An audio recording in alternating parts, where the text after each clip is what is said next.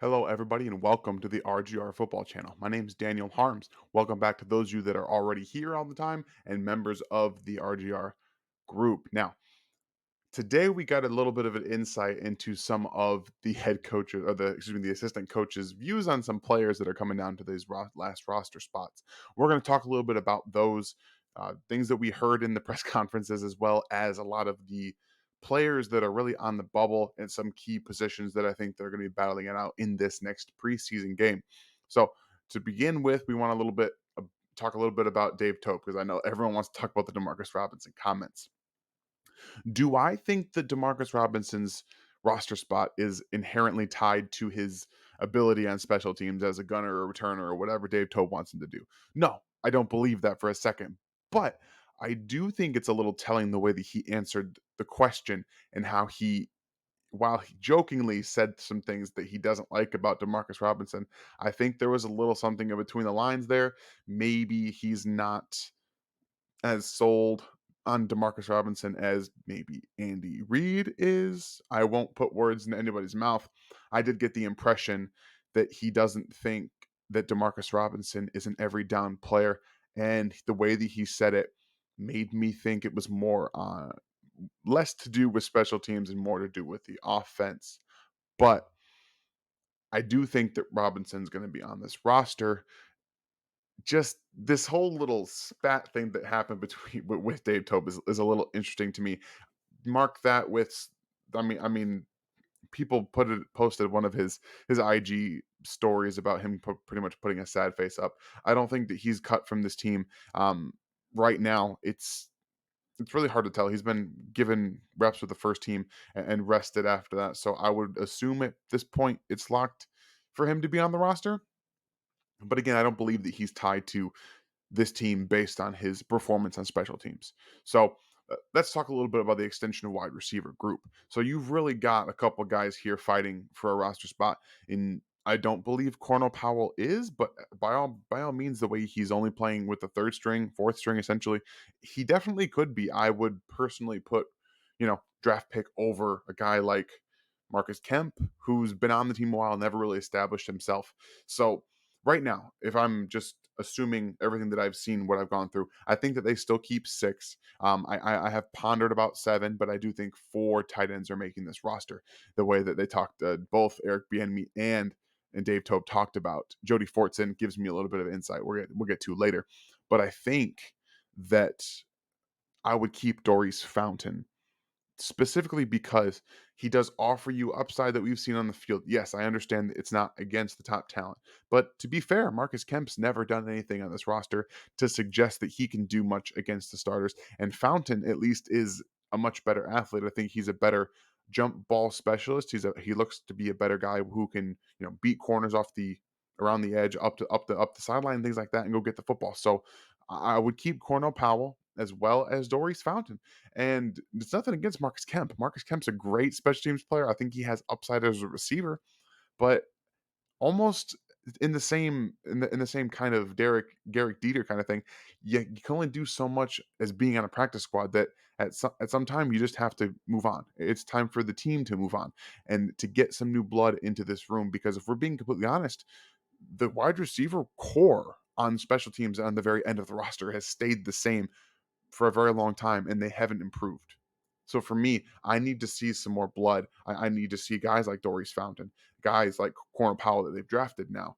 They're giving, you know, Pringle that opportunity right now to go and perform. And I think this will be his last year if he doesn't. I think that they're going to rotate a lot of guys out. I don't think Demarcus Robinson will be back next year if he makes this roster, which like I said, I assume he will.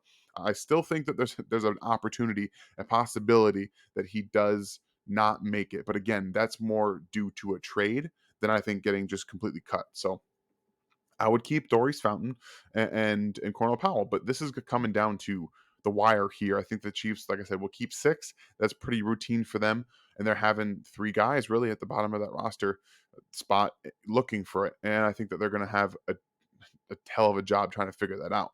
So let's go ahead and get to what I was just talking about earlier with the tight end position. Now, I personally wouldn't keep Blake Bell. You guys know I've talked about that a little bit. I don't think he offers anything in terms of an upside at the offensive end. Yes, he can block, but I think both Eric Bieniemy and Dave Tobe have given a little bit of insight into what they've seen from the guy in, you know, I just think that gives you something. He's put on weight. Jody Fortson has shown that he can be a big presence in this on this team. He's bigger than any tight end they have. Yes, he's not like the girthiest, the word you would use, but he's probably the most. He's definitely the tallest, and he gives you the biggest wingspan and a guy who can use up the seams. I think that they love Noah Gray. He's a much better route runner and technical more of a technician, almost kind of like a slot, a big slot kind of receiver. He's not going to be an inline blocker, but I think that you can use Jody Fortson as an inline blocker. Dave Tobe was talking about how he now can shift him down inside on punts and use him as a guard or a tackle and match up against some of those bigger guys on punt teams. That tells me that he's not just a guy you can have out there taking up space as a tight end, just hoping he gets in the way. And the blocks you guys saw, yes, they were against lesser competition, but they were still against bigger people.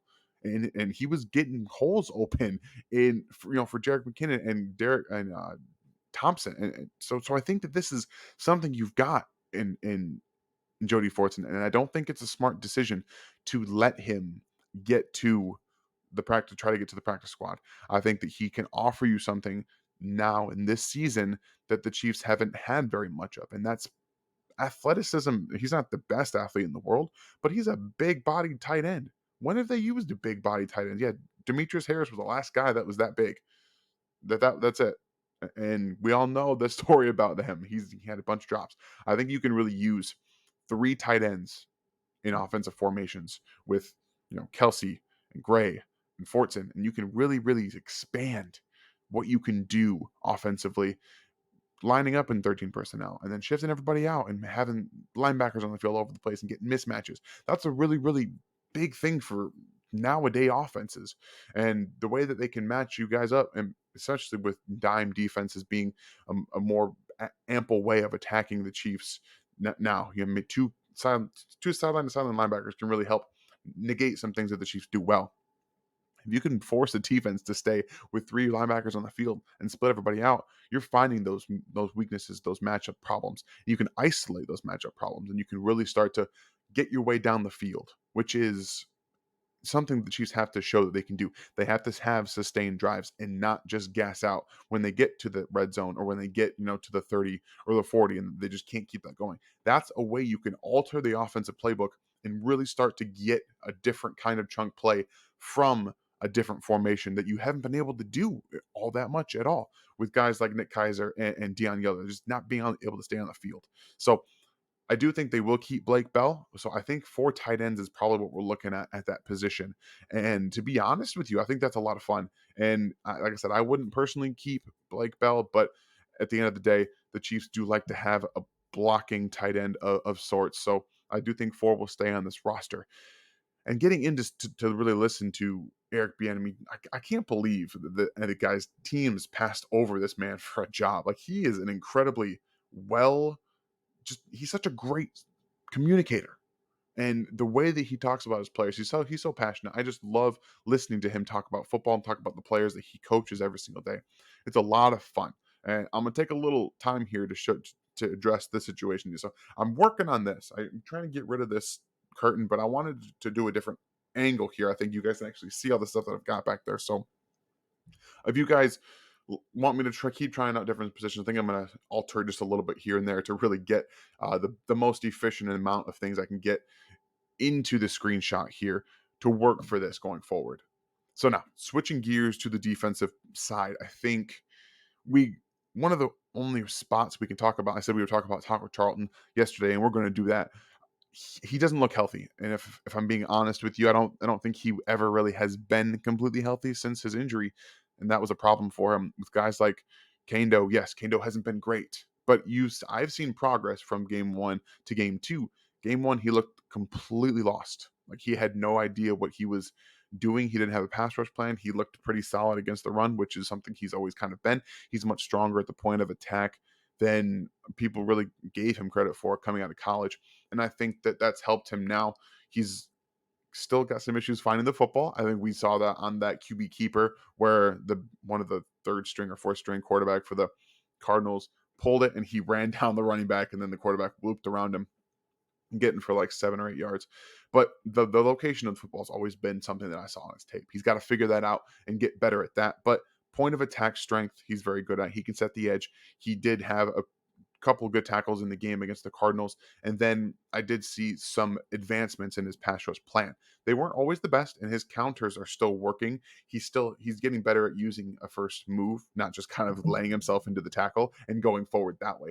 But now the next step is, yes, you have that rip, you have the slap, you have to start to work counters. So when a tackle grabs your hand or slaps it out of the way, when you go for the rip or the rip or the chops and stuff like that, when they counter it, now you have to start adding on to it. So next time, rip, slap, swim, do some different things. And I'm hoping on Friday I get to see him doing more because I think he's going to have an opportunity to make this roster. I fully believe that Tim Ward is locked and loaded on this defensive end roster. He's played very well over the last couple of games, and I've seen advancements in his pass rush plan too, and multiple different uses of swims and really trying to get outside is really his main thing. So I've actually even seen almost a ghost technique from him trying to loop underneath one of the tackles, but I need to see more getting from outside to inside for him to really actually take that step and use those physical attributes that he has. He's got speed, he's got power, he has speed to power.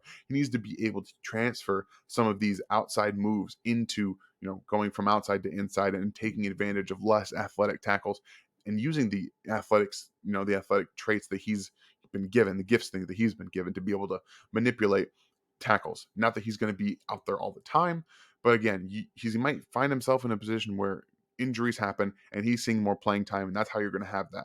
He can set the edge. I do believe that he's got the speed to win setting up a tackle outside inside. So those two guys are probably vying for a roster spot. Right now, I think that Demone Harris is in there a little bit as well. He showed some outside inside versatility in the Cardinals game. He had a pretty good rep against, it was a backup guard, but he's showing some athleticism and some power, some speed that I didn't think he had.